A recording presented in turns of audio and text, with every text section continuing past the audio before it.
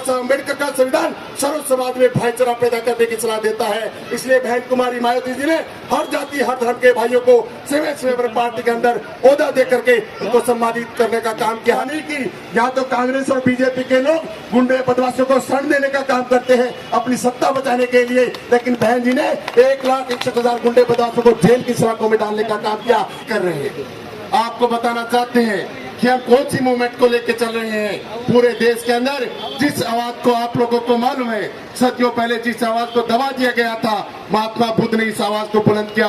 उसके बाद संत कबीर, संत रविदास जैसे संत गुरु इस धरती पर आए, उन्होंने इस मूवमेंट को जिंदा करने का काम किया और पुनः इस मूवमेंट को दबा दिया गया।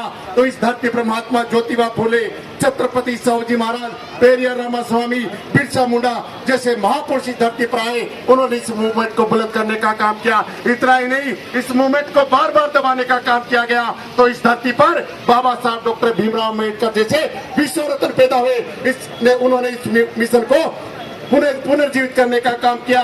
और फिर बाबा साहब अम्बेडकर के 6 दिसंबर 1956 को इस दुनिया से चले जाने के बाद में इस मूवमेंट को पुनः धराशायी करने का काम किया। लेकिन धन्य हो पंजाब की धरती को, जिन्होंने माननीय कांशीराम जी जैसा शख्स पैदा किया। उन्होंने इस देश के अंदर इतनी बड़ी क्रांति पैदा की कि बाबा साहब अम्बेडकर को ही पुनर्जीवित नहीं किया, हमारे संतों, गुरु और रहबरों को, जिन्होंने सदियों पहले जिन महापुरुषों को दबा दिया गया था, गुमनाम की जिंदगी जी रहे थे, उन महापुरुषों को पुनर्जीवित करके देश के अंदर ऐसा भूचाल पैदा किया जिससे आज देश के अंदर ये नीला झंडा और हाथी निशान बड़ी तेज गति से आगे बढ़ रहा है। इसलिए इन महापुरुषों ने समय समय पर सर्व समाज में ऐसा एक भाईचारा पैदा करने का काम किया जिससे इस देश के अंदर अमन और चैन कायम रहे।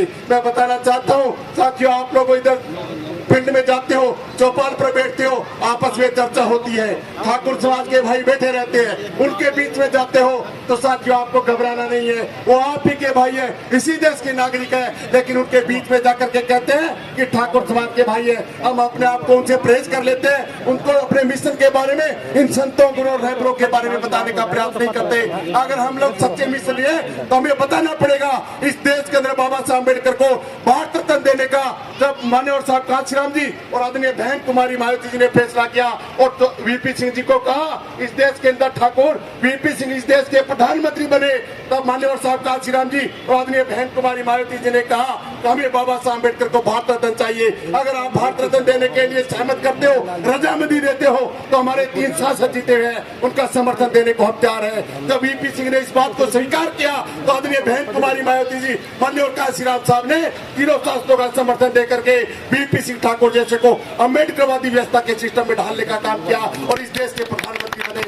इतना ही नहीं, हमें गर्व होना चाहिए। सोशल मीडिया पर हम लोग पढ़ते हैं, कभी कह देते हैं राष्ट्रीय महासचिव ब्राह्मण समाज को बना रखा है, सतीश चंद्र मिश्रा जी को बना रखा है। बहुजन समाज पार्टी की वकालत करने वाले सतीश चंद्र मिश्रा बहुजन समाज पार्टी हर मामले को बड़ी नेक नियत से देख रहे हैं, वर्षों से देख रहे हैं। आदरणीय बहन कुमारी मायावती जी को उन पर पूरा फेथ है, लेकिन चालाक लोग हमारे समाज में कुछ चमचे और दलाल कहते हैं मिश्रा जी को ब्राह्मण समाज को ले रखा है। नहीं, हमारा संविधान क्या कहता है? बाबा साहब अम्बेडकर का संविधान सर्व समाज में भाईचारा पैदा करने की सलाह देता है। इसलिए बहन कुमारी मायावती जी ने हर जाति हर धर्म के भाइयों को सेवा पार्टी के अंदर ओहदा दे करके उनको सम्मानित करने का काम किया है। इतना ही नहीं, जाट समाज के भाई होते हैं, उनके बीच में जाकर के भी अगर हम लोग नेक नियत और सत्य मिशनरी है तो उन्हें बताना पड़ेगा कि उत्तर प्रदेश के अंदर जाट समाज के, उत्तर प्रदेश के अंदर बहुजन समाज पार्टी की 2012 से लेकर के 2017 तक गवर्नमेंट बनी, पूर्ण बहुमत की गवर्नमेंट में अगर कोई कृषि मंत्री रहा लगातार तो जाट समाज में पैदा हुआ